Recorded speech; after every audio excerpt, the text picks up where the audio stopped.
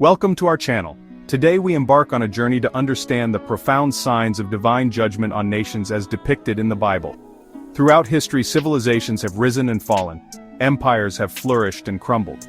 Could their destinies be influenced by forces beyond our comprehension? The scriptures offer a perspective into the spiritual laws that govern the fate of nations.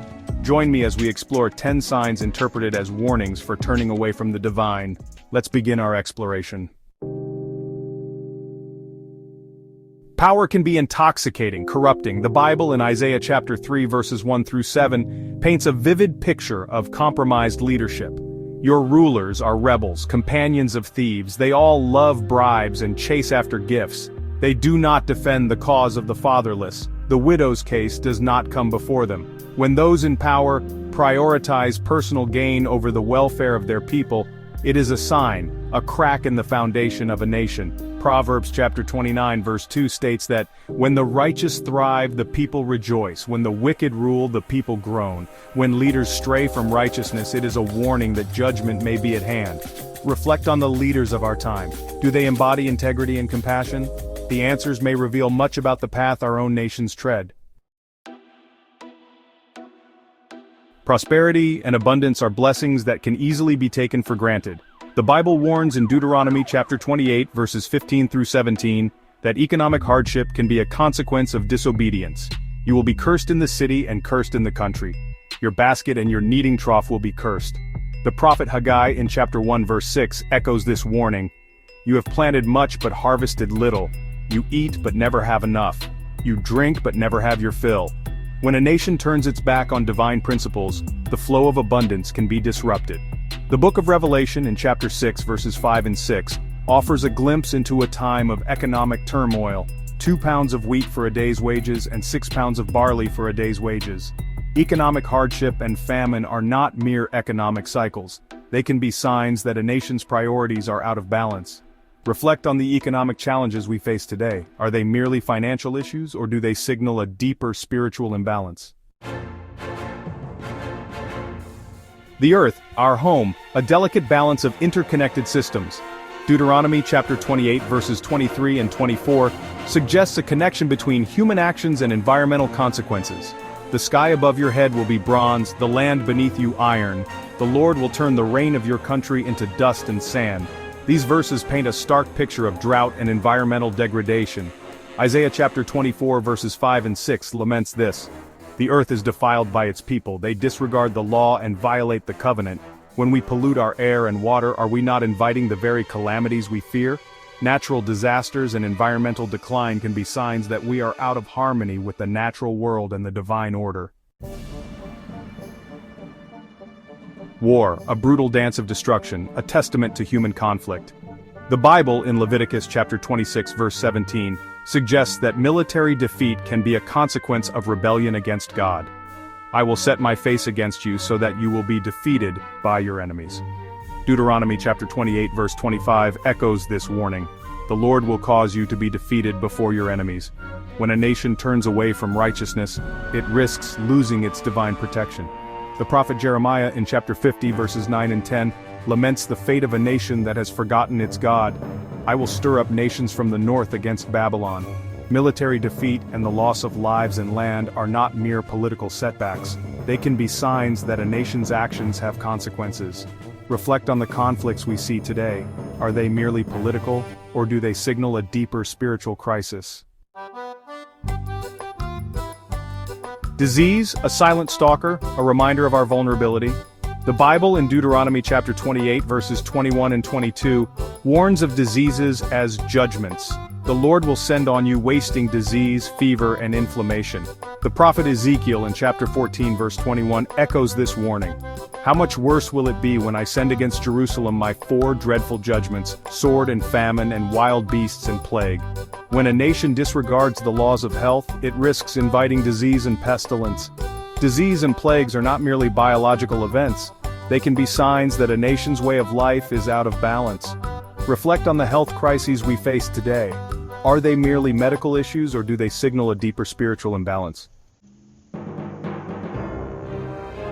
A nation, a tapestry woven from countless threads of human experience. What happens when these threads begin to unravel? The prophet Isaiah in chapter 19 verse 2 laments, "I will stir up Egyptian against Egyptian, brother will fight against brother." The Gospel of Mark in chapter 3 verses 24 and 25 states, "If a kingdom is divided against itself, that kingdom cannot stand." When a nation is divided against itself, it becomes vulnerable to both internal and external threats. Social chaos and division are not merely political challenges, they are symptoms of a deeper spiritual malaise. Reflect on the divisions we see today. Are they merely political, or do they signal a deeper spiritual crisis? Morality, the compass that guides us through the complexities of human existence. What happens when this compass malfunctions? The Apostle Paul, in his letter to the Romans, chapter 1, verses 18 through 20, describes the consequences of rejecting God. For the wrath of God is revealed from heaven against all ungodliness and unrighteousness of men. The prophet Isaiah in chapter 5 verse 20 laments, "Woe to those who call evil good and good evil." When a nation embraces moral relativism, it invites chaos and destruction. The Apostle Paul in his second letter to Timothy chapter 3 verses 1 through 5 offers a description of the last days. For people will be lovers of self, lovers of money, proud, arrogant, abusive. Moral decay and lawlessness are not merely social trends, they are signs that a nation is drifting from its moral moorings. Reflect on the moral challenges we face today. Are they merely social issues, or do they signal a deeper spiritual crisis?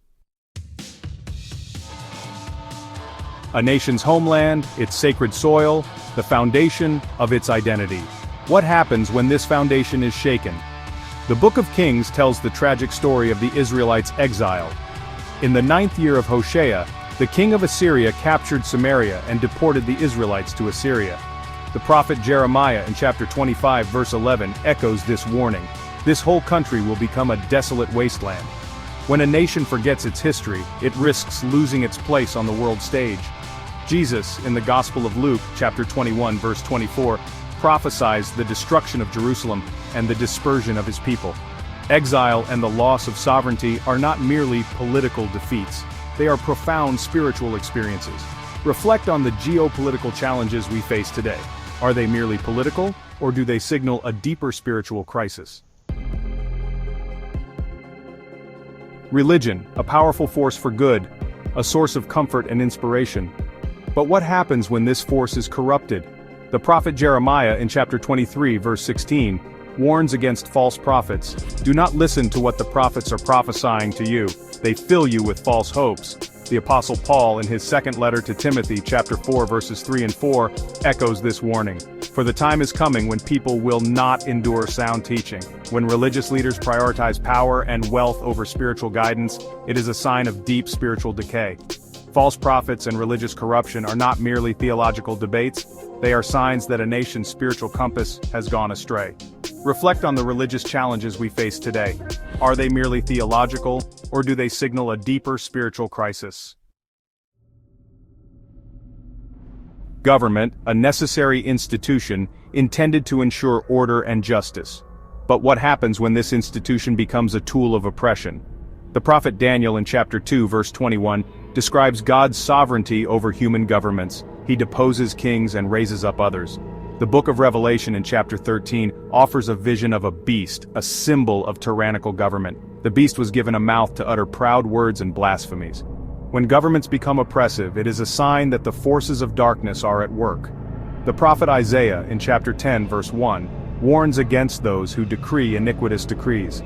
The rise of oppressive governments and the erosion of human rights are not merely political trends, they are signs that a nation has strayed from the path of righteousness and justice. Reflect on the political challenges we face today. Are they merely political, or do they signal a deeper spiritual crisis? We've journeyed through 10 signs of divine judgment on nations, a sobering exploration of the potential consequences of straying from the path of righteousness. But even in the face of these warnings, there is hope. The Bible in 2 Chronicles chapter 7 verse 14 reminds us that if my people, who are called by my name, will humble themselves and pray, and seek my face and turn from their wicked ways, then I will hear from heaven, and I will forgive their sin and will heal their land. The prophet Jeremiah in chapter 18 verses 7 and 8 echoes this message of hope and restoration. If at any time I announce that a nation or kingdom is to be uprooted, torn down and destroyed, and if that nation I warned repents of its evil, then I will relent and withhold the disaster I was planning for it.